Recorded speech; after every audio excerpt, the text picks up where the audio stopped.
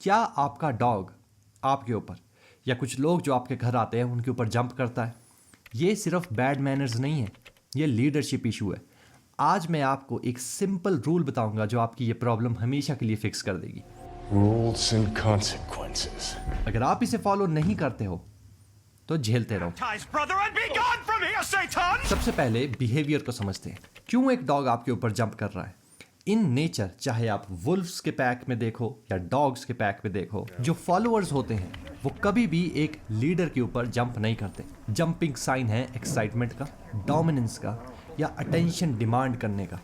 आप जिसे भी कंसिडर करते हो एज अ अथॉरिटी फिगर, आपके बॉस, आपके स्कूल का प्रिंसिपल, कोई भी, आप ना ही उनके सामने एक्साइटेड बिहेव करते हो, आप ना उनसे अटेंशन की डिमांड करते हो, आप ना उन्हें डोमिनेट करने की कोशिश करते हो।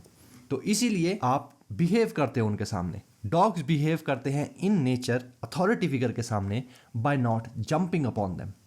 तो जब आपके घर में ये चीज़ होती है, it's a clear sign that you are not the pack leader and this is the bigger picture. अगर आप चाहते हो अपने डॉग का पैक लीडर बनना ताकि कोई भी बिहेवियर इशू आपके डॉग में ना रहे और जो आने वाले हैं वो प्रिवेंट हो जाएं, comment give me the guide और मैं आपको सबसे अपडेटेड वर्जन उस गाइड का सेंड करूंगा फॉर फ्री। और मोर देन 80% ऑफ ओनर्स इस इशू को और ज़्यादा ख़राब कर देते हैं। जब डॉग उनके ऊपर जंप करता है वो उसे पीछे धक्का देते हैं। उस डॉग को ऐसा लग रहा है कि वो आपके साथ खेल रहा है और आप भी उसके साथ खेल रहे हो, तो बिहेवियर कभी फिक्स नहीं होता। जब डॉग उनके ऊपर चढ़ता है वो नो नो नो नो बोलने लग जाएंगे, नो नो। ऑलरेडी ही वो डॉग एक्साइटेड है और आपके ऐसा करने से अगर आपके नो की वैल्यू नहीं है वो कभी भी नहीं समझेगा कि आप कहना क्या चाहते हो। तीसरी चीज़, लोग क्या गलत करते हैं कि जब डॉग उनके ऊपर जंप करता है वो उसे प्यार करना शुरू कर देंगे, ऐसा सोच के कि इसे प्यार चाहिए।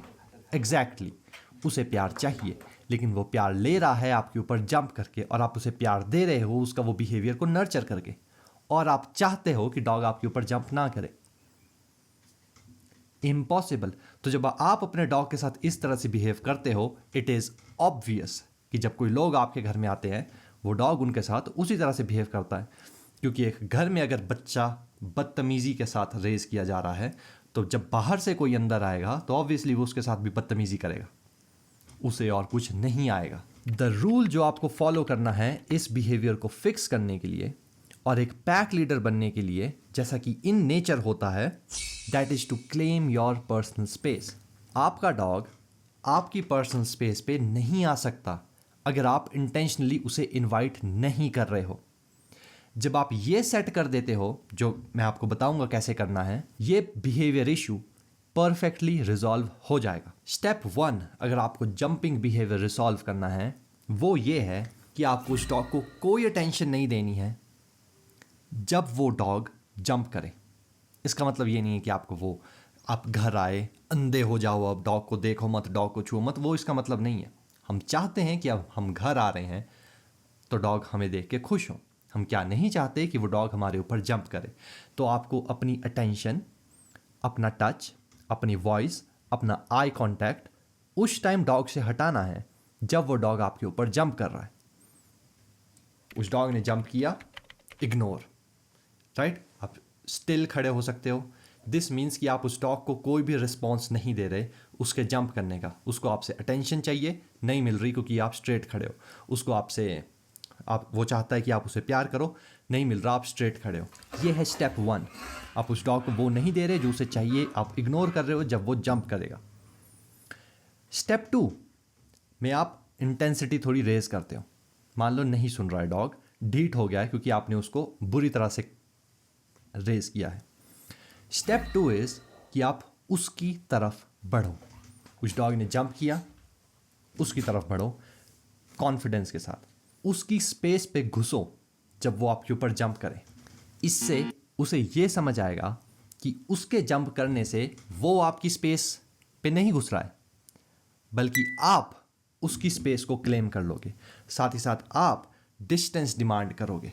ये आप कर सकते हो अपने पैर से एक सर्कल बना के, अपने पैर से डिस्टेंस क्रिएट करके कि अब इसके आगे नहीं आना है क्योंकि तुमने मेरे ऊपर जंप किया है। Step 3 is you reward calmness, not jumping. तो उस डॉग को आदत है कि जंप करके वो आपसे प्यार करे, उस डॉग को आदत है कि जब वो एक्साइटेड हो आपके ऊपर जंप करे, और आप स्टेप 1 और स्टेप 2 अप्लाई कर रहे हो। स्टेप 2 में आप उस डॉग को इग्नोर कर रहे हो, मीनिंग आप उसे कोई भी प्यार, कोई भी एक्साइटमेंट पे उसकी ध्यान नहीं दे रहे।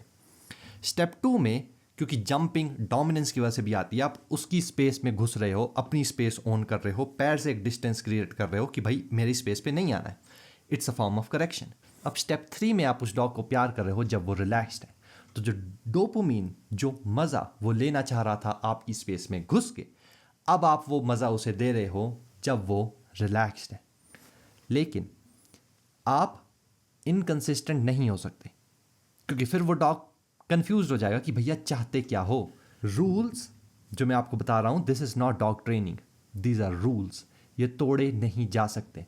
ऐसे 14 रूल्स मैं कवर करने वाला हूँ इस प्लेलिस्ट के थ्रू। हर एक रूल से आप हर एक बिहेवियर फिक्स कर सकते हो।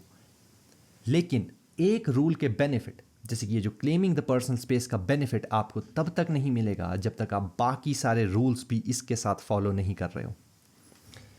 There is a rule about walking, there is a rule about being confident. तो अगर आप वॉक नहीं कर रहे और आप सोच रहे हो कि क्लेमिंग द पर्सनल स्पेस से वो डॉग जंपिंग करना बंद कर देगा, इट इज़ इम्पॉसिबल, क्योंकि आपको सारे 14 रूल्स फॉलो करने हैं to be the pack leader.